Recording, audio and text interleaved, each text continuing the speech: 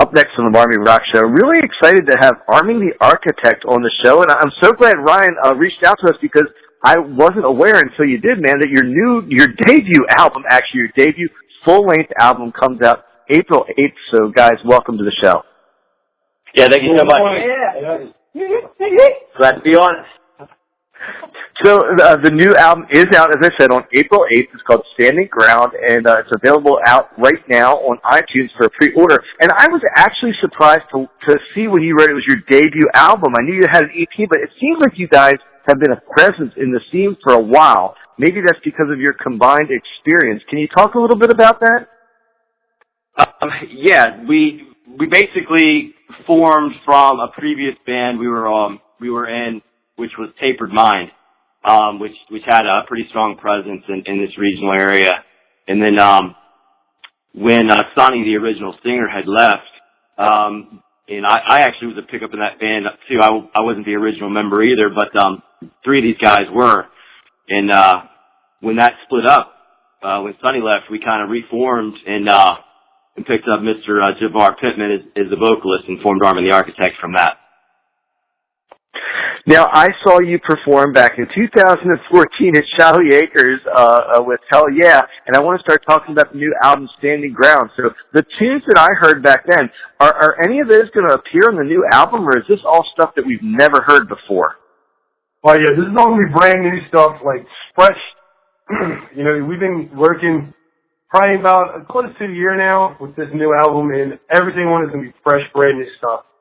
The EP, none of that stuff is compared to this. You know. Right. Well, the EP, none of those songs were re-recorded. Those are done. Now, a couple of the songs that we actually played that day, we did record those. But most of it, there's a good, almost all of it, or at least 60%, 70% will probably be brand new. I haven't heard it all.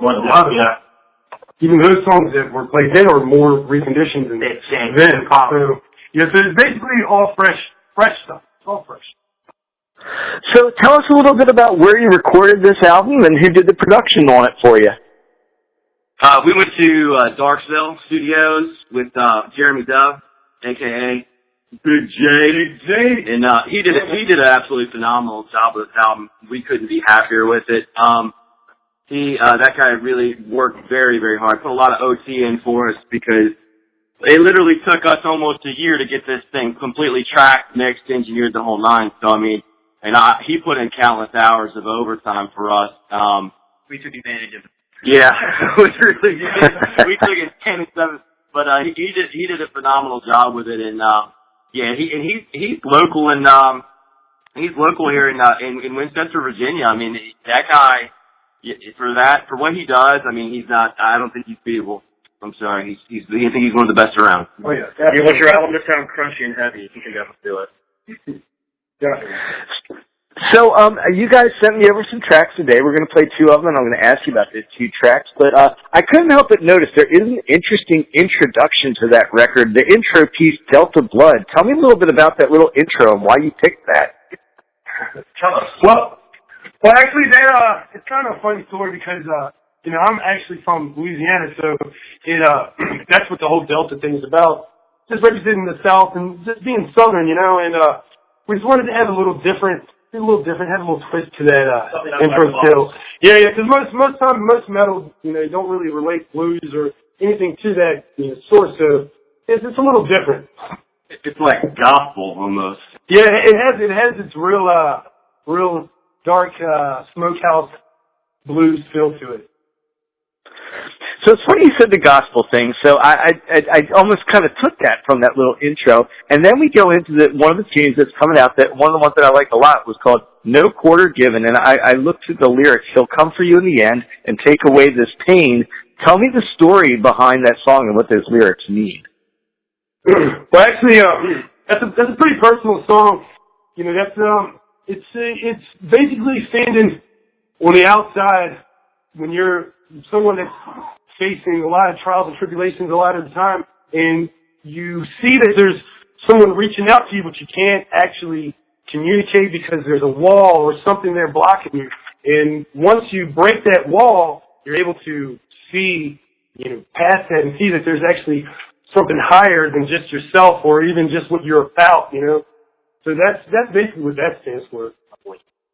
Now, I'm always curious when I hear a song like that, what came first? Did the lyrics come first to that tune and you wrote music to it, or did the riffs and all come first and then you wrote it later? Well, actually, the music was written first, and you know, I kind of wrote, after the guys gave me the music, you know, I wrote the lyrics to that. And, you know, I already had the idea. Once I heard the song just gave me that inspiration, that feeling of that. So that's where it just kind of led into that. And a lot of times it's a mix. One thing we try to do, or at least how we write now, is we try and all be present, and then we try and, you know, work through the song together. So if there's a vocal or lyric idea, that'll shape the way, you know, the song is put, the arrangement of the song, and then but usually we'll start with the guitar riff and put that together, and then try and build a song off that, or whatever comes to us. So another tune I'm going to play tonight for everybody listening is a tune called "Taking Back What's Ours," and I'm going to ask you kind of the same question, not to be repetitive, but I kind of want to know the story behind it. Tell me about the inspiration behind "Taking Back What's Ours." Basically, it's another one of those, you know, fight songs. It's not even so much a fight song; it's more of a rally song. Everybody, this whole nation itself is, you know, it's going through a downfall, and we as people, or even as our generation, you know, we're a lot of us are blind to what's happening around us, or even, you know, to us. So, you know, a lot of this stuff that we're losing as a people, we can gain back by just using our voices. And, you know, sometimes you don't know this until, you know, you get to that point where you have to do it. So I noticed that you have a CD release. I can't speak. A CD release show scheduled. Tell me a little bit about your planned CD release show. Yeah, the CD release show is April 23rd. It's at Blue Fox Bar and Grill in Winchester, Virginia. That's kind of a hometown spot for us. We love playing there. So we're doing their CD release there with two bands that are real good friends of ours, and these guys absolutely just throw down. It's Dixie Phil and Digital Collapse, who's actually making their return after a couple-year hiatus. So this will be their return show. So it's gonna be one hell of a night. So tell me about what folks can pick up that night. I assume CD will be there. Some other merch from you guys. Oh yeah, we've got all kinds of stuff. We've got basically a whole line of merch, several different you know, tees, all kinds of stuff. We've branded just about everything we can. We're going the Kiss route. Pretty soon we're gonna start branding dinnerware. Yeah, but no, we actually the newest thing we came out with was we came up with an e-liquid that's actually branded by Arming the Architect. It's like a Baja Blast, and it's used for for vaping and what have you. So we actually have our own e-liquid now, going the route of the Saliva before us. I think they came out with their own juice line as well a little while ago. But yeah, we decided to go that route, so we're gonna have that. That's gonna be kind of brand new. It'll be the first show we'll have that at. So you know, that's going to be a cool thing to have, and then just, you know, a whole bunch of other stuff we've got, but shirts and hoodies and you name it, we've got it. Yeah, it's funny. That was my next question. So what inspired you? And I guess you kind of just answered a little bit, but I don't see a lot of bands selling. You guys are advertising it as juice there on the website. I don't see a lot of bands doing that. So what was the inspiration behind branding your own juice? We actually, what happened was that Javar and myself, Brian, we both are ex-smokers. We both quit, and we quit by using vaporizers. So, and we have the bass player for Digital Collapse actually manages a vape shop, and I was just, you know, we were just shooting the breeze, just talking about stuff, and he mentioned to me that there's a guy that, you know, has this local business that does his own juice line. He hooked me up with him. We started chatting, and then, you know, he said he rebranded basically a juice for us, and he was totally cool about it, and now we sell it under our own label and under our name. Hey, so the CD release shows April 23rd, and hey, man, we're good friends with Digital Collapse. We really love having them on the Marmy Rock Show guest many times, so it's very cool that you're playing the show with those guys. And what I wanted to ask you about, you know, we're based in Lancaster, Pennsylvania. We're on the other side of that whole, like, kind of quad state, western PA, West Virginia, Maryland area. But we travel out there, like, every other week to see shows. Talk a little bit about the music scene out there, because there seems to be, like, this almost brotherhood of bands with Defending Cain and Breach the Silence, and you guys talk a little bit about the metal scene out there. This is honestly, I mean, you know, I've been playing music, and most of the guys in Army of the Ark have been playing music, you know, 15, 20 years now. We've been a long time, and this is one of the best local scenes I've ever been a part of. I mean, there's so much camaraderie and support, and you know, we will always see guys from other bands out at shows, out at our shows. You know, they're always supporting each other. They're using social media, you know, recording our albums, you know, you name it, man. I mean, it's really a tight-knit scene here. And I think, you know, just between the bands and then the fan support, is absolutely phenomenal. I mean, you know, I can't tell you, any place other than here where we can go play a local show and it sells out 250 people through the door, you know, on a whatever, a Thursday or Friday night. I mean, you know, that stuff doesn't happen anymore. You know, that's the stories you heard in like the 80s. You know what I mean? Like that doesn't happen these days.